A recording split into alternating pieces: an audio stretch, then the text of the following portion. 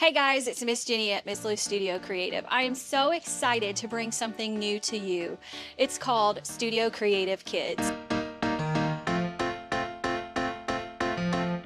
Whether you're a kid at home, or maybe a parent that is homeschooling your child, or a teacher or studio owner that is looking for resources, creative ways to engage your kids, Studio Creative Kids is going to be that. I'm so excited to show you guys what I've experienced as a studio owner and what my kids have experienced in the last year and a half of Studio Creative.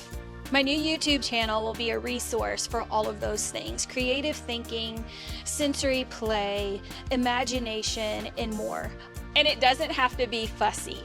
You wouldn't believe how many people have come through the studio this last year and a half that didn't feel like they were creative, didn't feel like they were artistic. And they come in here and they take all of that weight off of who we're supposed to be as artists. And they walk out feeling energized and feeling full and feeling proud of what they've created. And that's the space that I want to have here. So follow along, click the link and subscribe to the new channel called Studio Creative Kids. Our first episode launches August 29th. Make sure to have fun and let's create something cool.